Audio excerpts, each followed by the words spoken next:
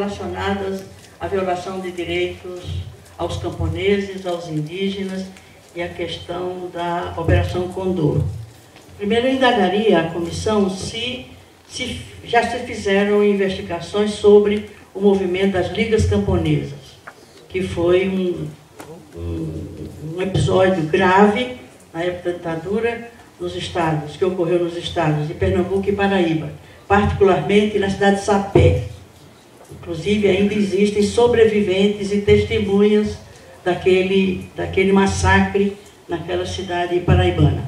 Uma outra indagação de violação aos indígenas é quanto ao massacre dos Vaimiri-Atuari, na década de 70, e que há informações de que teria havido um massacre de mais de 2.000 índios, que resistiram à construção de uma rodovia, projeto da ditadura militar, e que, em defesa do seu território, foram massacrados, no limite de mais de 2.000 indígenas. Uma outra questão é a Operação Condor. Nós temos procurado em Itamaraty pedindo informações, porque há fortes indícios de uma participação concreta do Itamaraty na Operação Condor.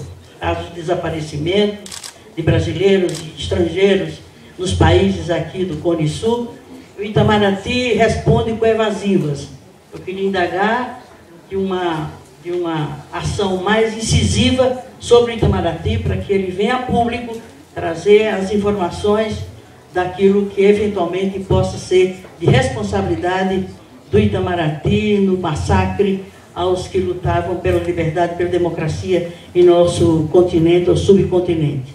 E, por último, eu queria indagar da comissão se teria estabelecido convênio com a organização dirigida pelo doutor Martim Almada, do Paraguai, que me informou, pediu inclusive para intermediar junto à comissão gestões para que a comissão pudesse deslocar até o Paraguai, onde existe um arquivo sobre a direção do professor Almada, em que ele dispõe de informações e dados muito importantes para esclarecer a questão da Operação Condor. Era isso. Eu estou muito entusiasmada com esse evento. Eu acho que ele vai propiciar uma unidade, uma integração e um salto, provavelmente, nesse esforço extraordinário que todos estamos fazendo em busca da verdade e, sobretudo, na perspectiva de se fazer justiça de transição. Muito obrigada. A reunião foi instalada em abril de 2012. Por que surgiu essa comissão no âmbito da Comissão de Direitos Humanos? Primeiro, porque a Comissão de Direitos Humanos ainda tem um forte protagonismo na busca da verdade sobre os crimes de violação dos direitos humanos. Segundo, porque uma comissão parlamentar na Câmara dos Deputados e o Congresso Nacional, particularmente a Câmara, foram vítimas da ditadura militar. Foram fechadas 3 vezes por força de atos institucionais e tiveram 173 deputados federais caçados na ditadura militar. Então nós vimos que o Congresso Nacional não poderia ficar simplesmente assistindo, porque foi o Congresso que aprovou a lei que criou a Comissão Nacional da Verdade, portanto, deveria ter um protagonismo também, uma participação efetiva na busca da verdade, colaborando e contribuindo com a Comissão Nacional. Bom, a Comissão vem desenvolvendo atividades internas e atividades externas. As atividades internas, até agora, compreenderam o quê? Oitivas de 2 agentes militares que atuaram na guerrilha do Araguaia, um camponês que foi vítima, ele e sua família, da repressão militar lá na região do Araguaia. Ele, inclusive, sem um braço. Um irmão foi vítima de uma bomba que foi explodida na frente de sua casa, cujo corpo desapareceu, não se sabe o destino, e seu pai estava sendo torturado a pretexto de estarem colaborando com os guerrilheiros que atuavam na região. Nós fizemos também uma oitiva dos Vaimiri-Atuari, com representantes e testemunhas, um professor da UNB, que é um jornalista americano, estava chegando ao Brasil e tomou uma carona num caminhão do exército que estava exatamente levando as tropas para reprimir os índios lá na região. Portanto, gente autorizada com muita consistência o que eles têm a informar sobre isso. Bom, ouvimos também em audiência, junto com membros do Ministério Público Federal, o Cláudio Guerra e o Marival Chaves, que foram agentes do Estado que atuaram ativamente durante a repressão militar. E tivemos uma audiência pública com camponeses, inclusive Manuel da Conceição. Esse material todo se juntou ao material que já vinha sendo arquivado, acumulado e construído no âmbito da Comissão de Direitos Humanos. Todo esse material foi entregue à Comissão Nacional da Verdade no ato em que a Comissão Parlamentar Memória, Verdade e Justiça firmou um convênio de cooperação num ato formal, oficial, público, com a Comissão Nacional da Verdade.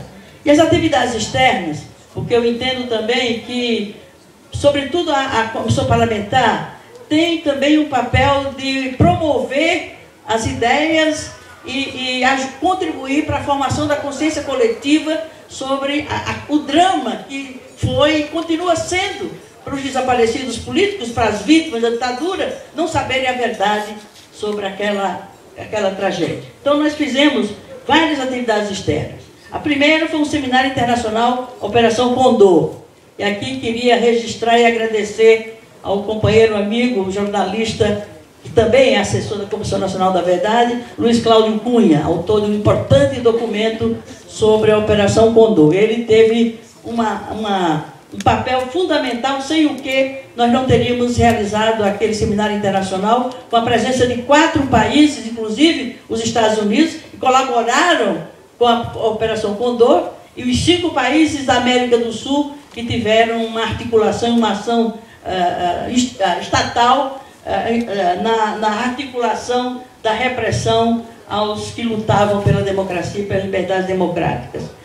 Foram 6 países, inclusive os Estados Unidos, como eu disse, e mais 5 países que integraram a Operação Condor. Produziu uma Carta de Brasília e tirou como resolução a criação de um fórum latino-americano para exatamente articular as ações e as buscas que se fazem por esses países que integraram a repressão através da Operação Condor, na busca da verdade sobre aquele período e dos responsáveis por aqueles crimes. Também fizemos uma homenagem aos advogados e presos políticos em parceria com a OAB Nacional. Foi um evento muito importante, comovente, com a presença de deputados, aliás, de advogados e presos políticos, já bastante idosos, mas com uma vitalidade, com uma verve e com uma esperança na causa que nos contaminou a todos e nos deu muito ânimo para continuar essa luta. Fizemos também uma sessão solene para devolver simbolicamente os mandatos dos deputados federais que foram cassados. Foram cassados 173, 28 estão vivos, desses compareceram 18, e os 173 tiveram seus representantes para receber o diploma, para fazer o juramento, e numa solenidade igual a que se dá quando das posses. Foi algo realmente muito bonito e muito forte e simbólico do ponto de vista do que representou o desrespeito à soberania popular, porque a devolução dos mandatos se fez em nome do povo, que foram fraudados em sua soberania, porque foram eles que elegeram aqueles parlamentares. Fizemos o lançamento de um livro, fruto da pesquisa sobre os parlamentares cassados. Esse livro é uma publicação que eu farei chegar aos senhores e senhoras esse material. E também foi lançado um quadro do artista Elipas Andreato.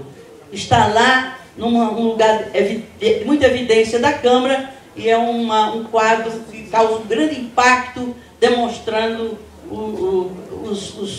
a violência da repressão e da tortura pelo regime militar. Por último, desculpe estar demorando, nós encaminhamos 2 projetos de lei em nome da comissão. O projeto de lei 573 de 2011, dando nova interpretação à lei da anistia, aliás, foi em nome do nosso mandato, mas também com o apoio da comissão, e aqui peço o apoio de todas as comissões e de todos os comitês, para que esse projeto de lei que está na Comissão de Constituição e Justiça, a cópia está aqui, entreguei já a Maria Rita, que vai fazer chegar a vocês, tem um parecer pela rejeição de um deputado do PMDB do Distrito Federal, uma pessoa conservadora, reacionária, e deu um parecer pela rejeição. O parecer não foi pautado ainda, não foi votado. A gente quer criar uma grande onda no país inteiro para exigir que o tema seja discutido antes de ser rejeitado na Comissão de Constituição e Justiça. É conclusivo na comissão, e se ele for rejeitado pela comissão, ele é arquivado. Então, nós temos que tentar fazer porque rever a lei da anistia não é eliminar, mudar, não é isso. É dar uma nova interpretação à lei da anistia. Porque sem a gente mudar a lei da anistia, isso é uma posição da própria Corte Interamericana, os esforços da Comissão Nacional da Verdade, de todas as comissões que atuam em busca dessa verdade, não terão a eficácia que precisa ter, porque todos estão anistiados. Tudo bem, saberemos quem são os ocultadores, quem sabe os mandantes, as autoridades que são responsáveis, né, por esses crimes, mas fiquem impunes, não fica sem justiça. Portanto, verdade e memória supõe a seguir o quê? Justiça. E para se fazer justiça aos criminosos que violaram, né, os direitos, cometeram crimes de lesa humanidade, nós precisamos ter uma lei que não anistie os criminosos que cometeram tais crimes. Portanto, é uma bandeira que, quem sabe, ela possa ser uma alimentadora da luta que deve continuar durante e após esse esforço que estamos fazendo. E o outro PL, o projeto de lei, é o 4903 de 2012, que cria, já falamos, o Dia Internacional do Direito à Verdade, em 24 de março, que celebra a morte de Dom Oscar Romero e o arcebispo de El Salvador lutando pela democracia, pelos direitos humanos. Então, são essas as informações muito gerais, muito genéricas, e firmamos